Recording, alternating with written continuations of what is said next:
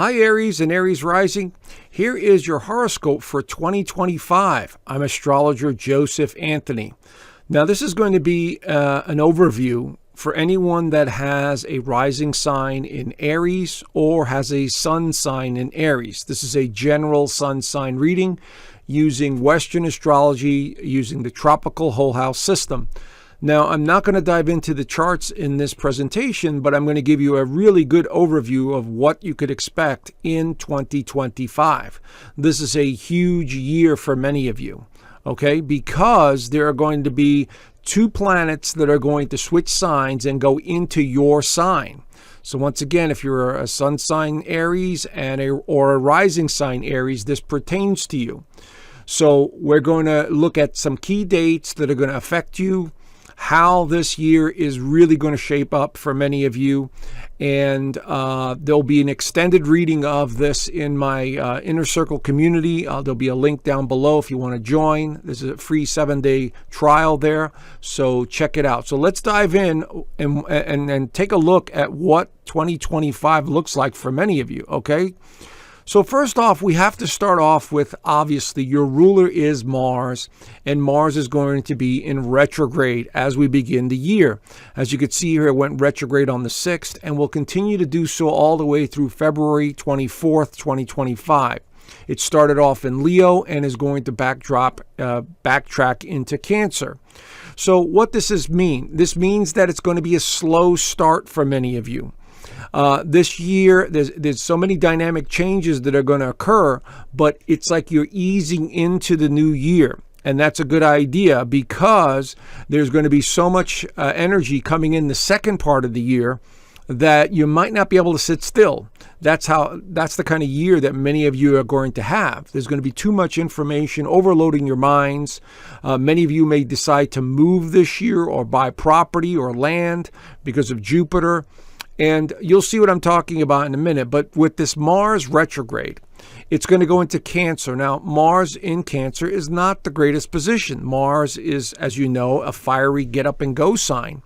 And when it's retrograde, it means we're diving deep within our own self and questioning our motivation, our purpose, our drive, all of that stuff.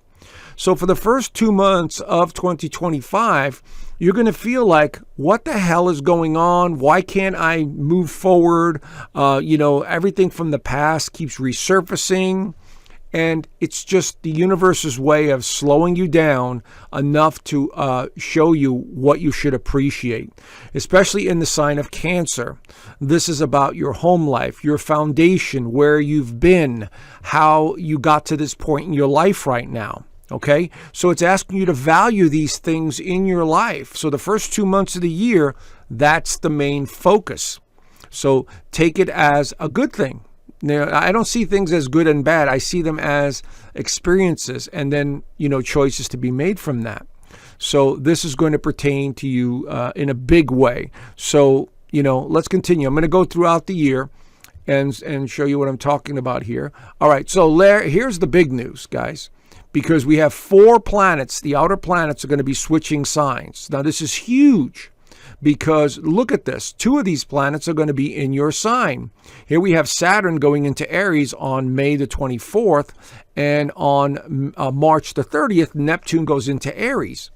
Okay, so this is huge because right now, as I'm doing this video at the end of 2024, these planets are in Pisces, which is the last sign of the zodiac. You're the first sign of the zodiac, Aries, which means something new. Something new is coming into your life. You're reinventing yourself, your sense of purpose, your direction, what you need to do. Now, these 2 entering your sign are going to give you discipline and creativity and more spirituality. So this is going to be huge. Now, these other planets that are going to switch signs, Jupiter is going to enter Cancer, which is your 4th house in the whole house system with the Aries rising or the Aries sun sign.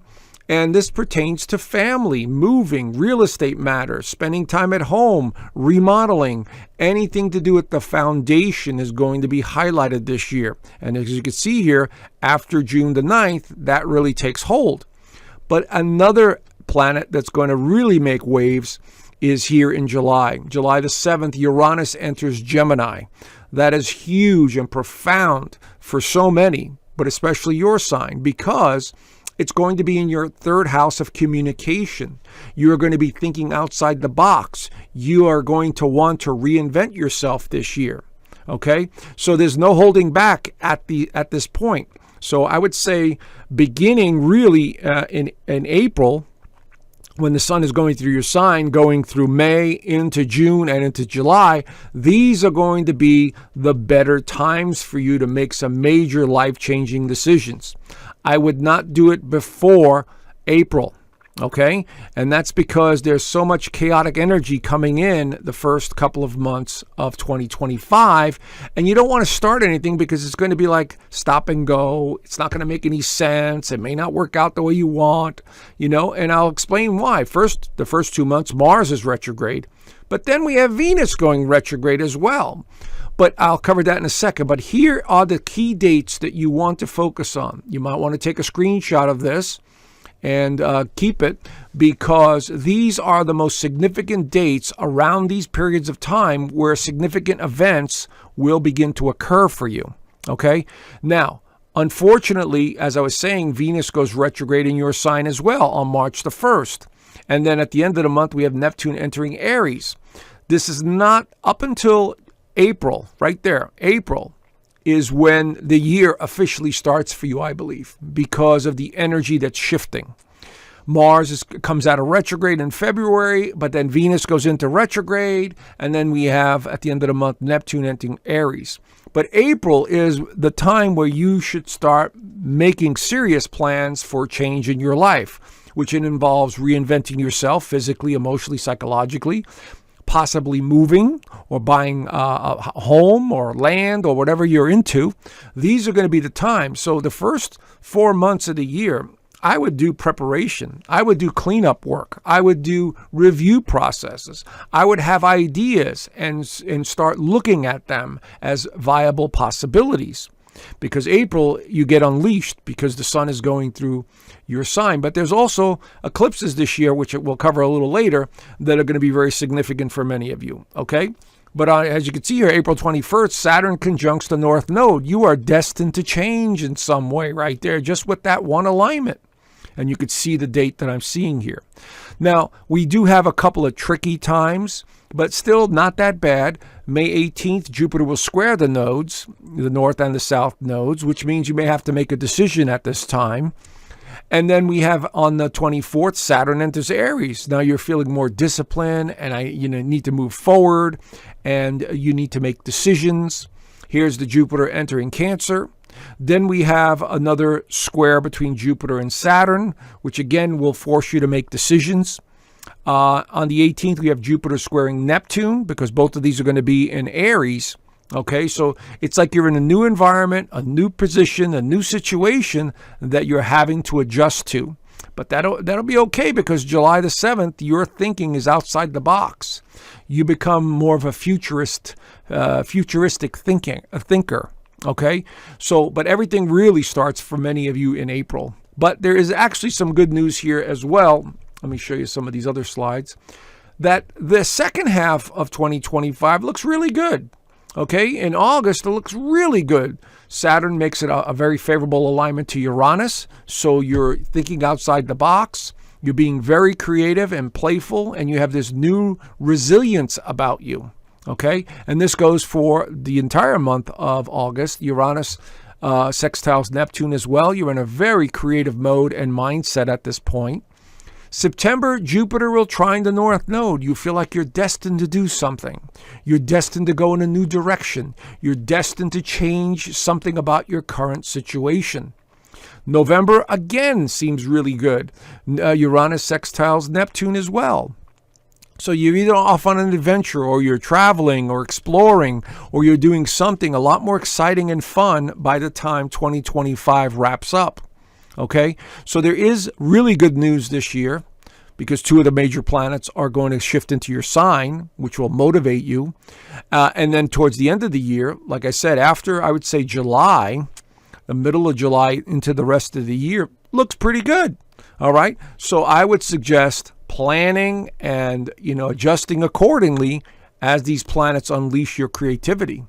Now, the other aspect here is going to be Pluto in the sign of Aquarius. Now, this is going to be in your 11th house. So you're thinking outside the box, and you really are looking at the world in a different way in 2025. So as you know from astrology, Pluto, which represents transformation, power, and the unseen forces that drive profound change. Absolutely, it's in your 11th house, which has a lot to do with your hopes and wishes for the future. It has to do with your friendships or acquaintances. It has to do with the groups and the organizations that you've been a part of for a while, and that you may be taking more of a larger role this year because of Pluto in Aquarius. And see, Aquarius is all about it symbolizes innovation, individuality, and a progressive outlook, out of the ordinary. Okay, so you are definitely going to be changing dramatically in 2025. Your personality, how others see you, your physical appearance, breaking out of the norm. This is the year of 2025 for many of you, okay? The other thing that is taking place this year is the nodes switch signs. Now, the nodes are part of the moon. And so during this period, the focus will be on embracing themes of compassion, spirituality, creativity, intuition, while letting go of overanalyzing perfectionism, excessive practical association with the South Node in Virgo, which that means is they always come in opposites, and I'll show you in another slide here. This transit encourages trust in the flow of life, emotional healing, and an exploration of imagination and spiritual realms. We're all going to be feeling this, but for you guys, it's going to be in your 12th house. So it's going to be very prominent this year. Okay, so here is just a general theme of what the North Node in Pisces means and the South Node in Virgo means. And you might want to recite these or take a screenshot of this.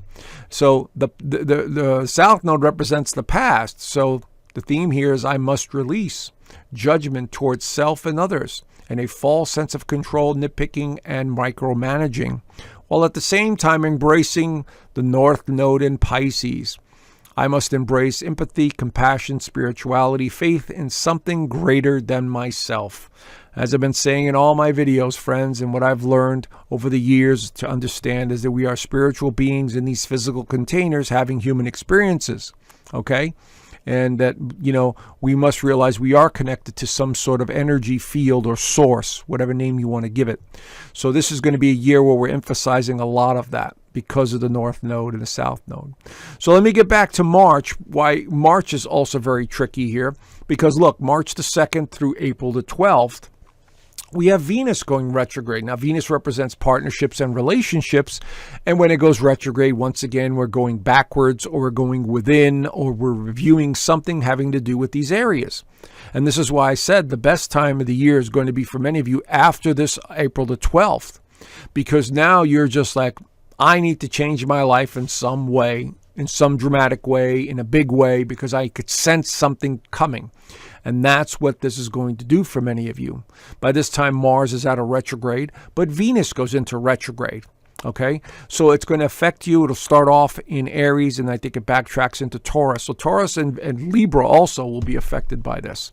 But this is a time of reviewing the past. It's going to be in your first house of identity and self. So you're going to be looking much deeper within yourself. Am I making enough money? Am I in the right partnership?